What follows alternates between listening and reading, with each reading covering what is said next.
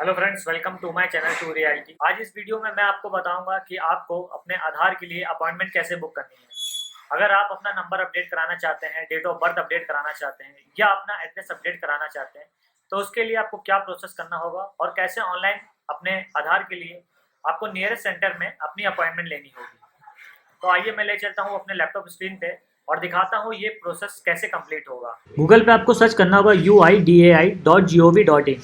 ये यूआरएल मैं description box में प्रोवाइड कर दूंगा। आप क्लिक करके डायरेक्टली भी इस पेज पे आ सकते हैं। इस पेज पे आने के बाद आप देखेंगे सबसे पहला ऑप्शन जो दे रहा है माय आधार, उस पर जैसे ही होवर करेंगे तो सेकेंड ऑप्शन आएगा बुक एन अपॉइंटमेंट।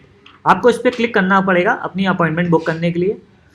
आप यहाँ पे जब क्लिक करेंगे तो आपके पास सामने कुछ इस तरह की स्क्रीन आएगी जिसमें आपको नियरेस्ट सेंटर बुक करना होगा।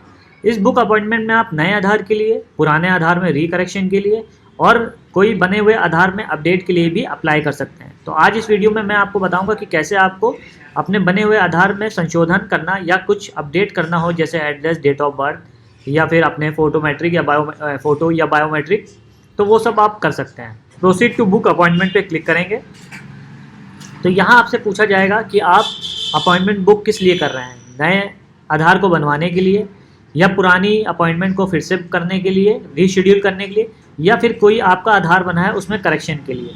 तो जैसे कि मैंने बताया कि ये वीडियो मैं बना रहा हूँ आधार में अपडेट के लिए, तो मैं इस ऑप्शन को सेलेक्ट करूँगा और बाद में मैं एक वीडियो फिर बनाऊँगा जिसमें मैं आपको बताऊँगा न्यू अपॉइंटमेंट बुक और मैनेज अपॉइंटमेंट बुक में क्या क्या ऑप्शन होते हैं। तो मैं इसमें अपना नंबर डालूंगा और प्रोसीड करूँगा। जनरेट ओटीपी क्लिक करेंगे तो आपके पास देखिए एक आपके मोबाइल नंबर पे एक ओटीपी सेंड हो जाएगी। वो ओटीपी यहाँ एंटर करके आपको वेरीफाई ओटीपी करना होगा। वेरीफाई ओटीपी पे जैसे ही आप क्लिक करेंगे तो आपके सामने इस तरह की कोई स्क्रीन आएगी। स्क्रीन में आपको पूछा जाएगा रेजिडेंट टाइप आपका क्या है। उसके बाद आप पूछा जाएगा अपॉइंटमेंट टाइप। अपॉइंटमेंट टाइप पहले से प्री सिलेक्टेड आएगी क्योंकि मैंने वहाँ से अपडेट करा था पिछली स्क्रीन पे। यहाँ आपको अपना आधार नंबर डालना होगा। उसके बाद यहाँ पे आपका आधार नंबर पे जो नेम है वो आपको डालना होगा। यहाँ आप डॉक्यूमेंट टाइप सेलेक्ट करेंगे। उसके बाद स्टेट आप सेलेक्ट करेंगे, किस स्टेट से बिलोंग है, फिर सिटी सेलेक्ट करेंगे। उसके बाद यहाँ पे आधार सेवा केंद्र, तो यहाँ पे एक ही ऑप्शन आएगा जो आपने स्टार्टिंग में सेलेक्ट करा था। तो जैसे मेरा ये ऑप्शन आ रहा है, मैंने सेलेक्ट करा। यहाँ से नेक्स्ट करेंगे। नेक्स्ट पेज पे ऑप्शन पूछे जा रहे हैं कि आपको क्या क्या अपडेट कराना है। अभी आप देख सकते हैं अप्लीकेबल फ़ी 0 रुपीज़ है। अगर मैं अपना मोबाइल नंबर अपडेट कराता हूँ और एड्रेस अपडेट कराता हूँ या डेट ऑफ बर्थ अपडेट कराता हूँ तो देख सकते हैं अभी अप्लीकेबल फ़ीस सिर्फ 50 रुपीज़ है।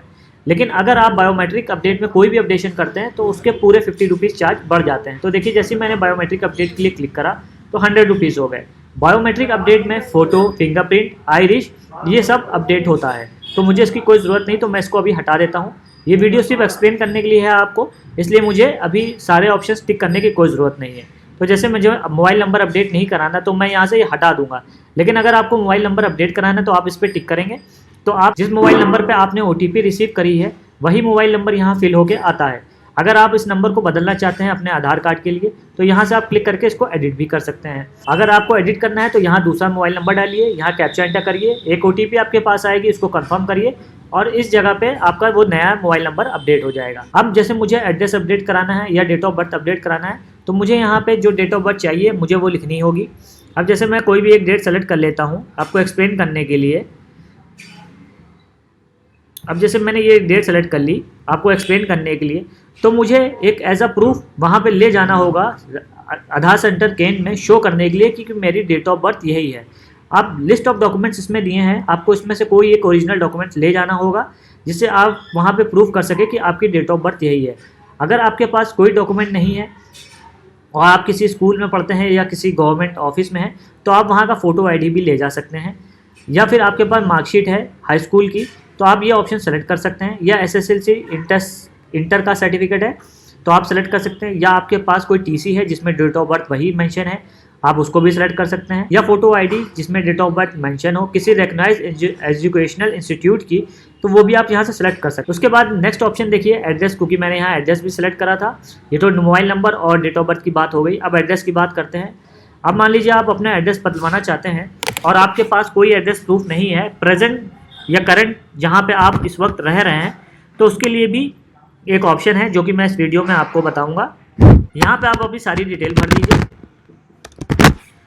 यहाँ पे आप अपना शहर सुन लीजिए, ज़िला, एरिया जो भी हो, जो आपका नियरेस्ट पोस्ट ऑफिस हो वो सेलेक्ट कर लीजिए।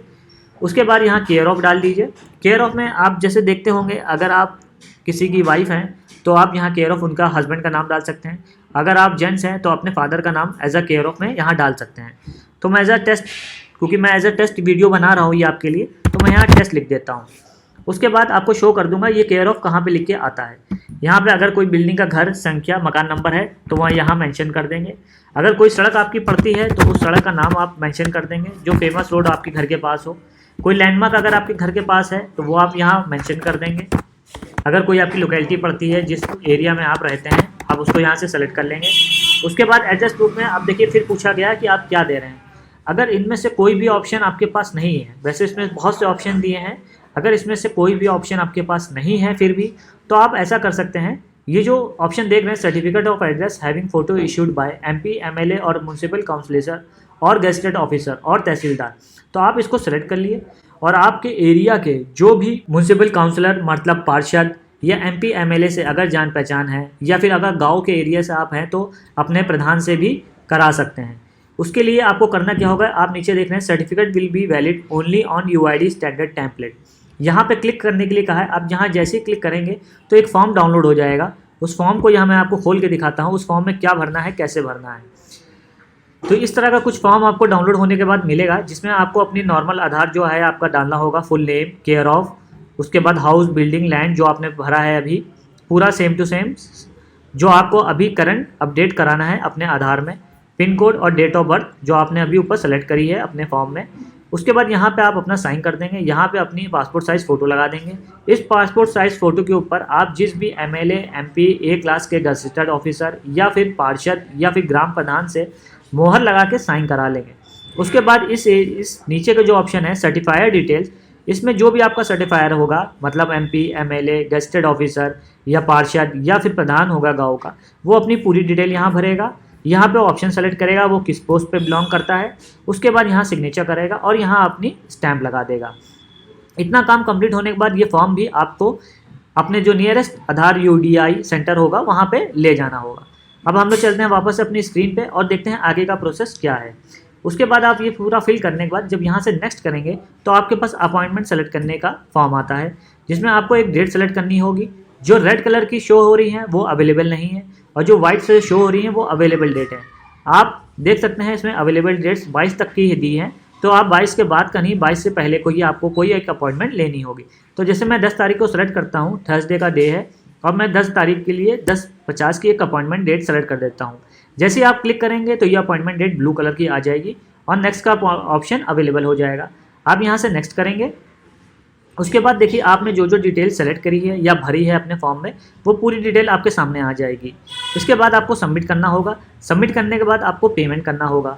तो सबमिट करते हैं। सबमिट करने के बाद पेमेंट का ऑप्शन देखते हैं। सबमिट पे क्लिक करने के बाद आपके सामने कुछ इस तरह की स्क्रीन आएगी, जिसमें पूछा है please ensure all the fields correct. अगर आपको डाउट है कुछ कोई गलत हो गया है तो आप उसको यहाँ से ऐसे भी दिख रहा है देख सकते हैं, और अगर आपको लगता है नहीं सारी डिटेल्स सही हैं तो यहाँ से ओके करके क्लिक करके कंटिन्यू कर सकते हैं। तो यहाँ क्लिक करके कंटिन्यू करेंगे तो यहाँ पे आपसे देखिए पेमेंट पूछेगा, please make your payment to complete the appointment. आप ओके करेंगे। उसके बाद अगर आप यहाँ पे अपने फॉर्म को छोड़ देते हैं तो क्योंकि आपने पेमेंट नहीं करा है तो ये आपकी अपॉइंटमेंट कंप्लीट नहीं होगी और रिसिप्ट जनरेट नहीं होगी, क्योंकि आपको वहाँ पे रिसिप्ट लेके ही जाना होता है या फिर उसकी स्नैपशॉट मोबाइल में लेके ही जानी होती। तो यहाँ से देखिए आपने अमाउंट दिया हुआ है, आपका टाइमिंग दिया हुआ है, डेट दी हुई है और किस टाइप के लिए आप जा रहे हैं अपॉइंटमेंट के लिए वो दिया हुआ है और ये चार्जेस मेंशन है। उसके बाद सेलेक्ट पेमेंट मोड पे आप सेलेक्ट करेंगे।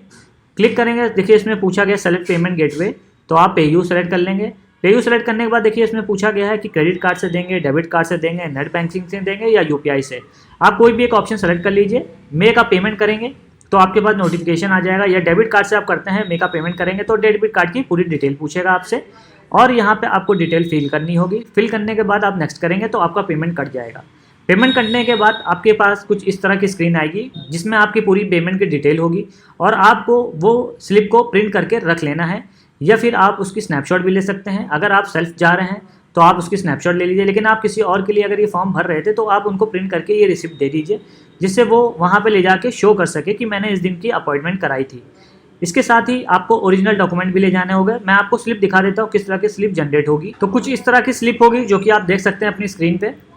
तो देखिए इसमें पूरी इन्फॉर्मेशन दी कि आपने क्या चेंज कराया है, कैसे चेंज कराया है, इसके लिए आप आइडेंटिटी प्रूफ या डॉक्यूमेंट क्या देंगे। तो आप जो भी चेंजेस करा रहे हैं उसके लिए जो भी आपने प्रूफ सेलेक्ट करे हैं, जैसे डेट ऑफ बर्थ के लिए अगर आपने मार्कशीट सेलेक्ट करी है तो आपको ओरिजिनल मार्कशीट लेके आधार सेंटर जाना होगा। और अगर आपने फॉर्म सेलेक्ट करा है निवास के लिए, जो मैंने फॉर्म आपको दिखाया था थोड़ी देर पहले, मैं एक बार फिर से दिखा दे रहा हूँ ये फॉर्म, तो ये फॉर्म आपको लेके जाना होगा अपने आधार सेंटर में। तो ये 2 डॉक्यूमेंट्स हो गए जो आपको लेके जाने होंगे। अगर आप अपने मोबाइल नंबर अपडेट कराते हैं अपने उसमें, तो ये देखिए डेबिट कार्ड की स्क्रीन आ गई। यहाँ से हमें अपनी पूरी डेबिट कार्ड की डिटेल डाल के प्रोसीड करेंगे और ये कंप्लीट हो जाएगा। तो मैं आपको रिसिप्ट दिखा रहा था कि किस तरह की रिसिप्ट जनरेट होगी। इसमें आपके देख लिए अपॉइंटमेंट आईडी है, किस जगह का आपने अपॉइंटमेंट बुक करा है, किस डेट का अपॉइंटमेंट बुक करा है और कितने बजे का अपॉइंटमेंट बुक करा है। अपॉइंटमेंट टाइम से 5 मिनट पहले पहुंचिएगा और क्या क्या डिटेल्स अपडेट आपको करानी है वो सब है, जैसे name, mobile number, date of birth, address, जो कुछ आपने अपडेट कराने के लिए सेलेक्ट करा होगा वो सारी डिटेल्स यहाँ आ जाएगी और वहाँ आप इजीली करा सकते हैं। आप अपने सारे ओरिजिनल डॉक्यूमेंट्स लेके जाइएगा क्योंकि वहाँ फ़ोटोकॉपी नहीं मान्य होती है। ओरिजिनल डॉक्यूमेंट्स वो स्कैन करके आपको वापस कर देते हैं। तो आपकी जो मार्कशीट है और कोई अगर आप वोटर आईडी या पैन कार्ड कुछ अगर आपने सपोर्ट में लगाया है डेट ऑफ बर्थ अपडेट करने के लिए या एड्रेस अपडेट करने के लिए, तो आप ओरिजिनल लेके ही जाइएगा। तो ये था पूरा प्रोसेस कि आप अपने आधार में कोई भी अपडेट कराने के लिए कैसे नियरेस्ट सेंटर में अपॉइंटमेंट बुक करेंगे। आई होप ये वीडियो आपको पसंद आई होगी। अगर पसंद आई है तो लाइक करिए, अपने फ्रेंड के साथ शेयर करिए। इस तरह की मोर इन्फॉर्मेशन वीडियो देखने के लिए मेरे चैनल को सब्सक्राइब करिए। अगर आपके मन में अभी भी कोई डाउट है या कोई क्वेश्चन है तो आप नीचे मुझे कॉमेंट करके पूछ सकते हैं। Thanks for watching my video.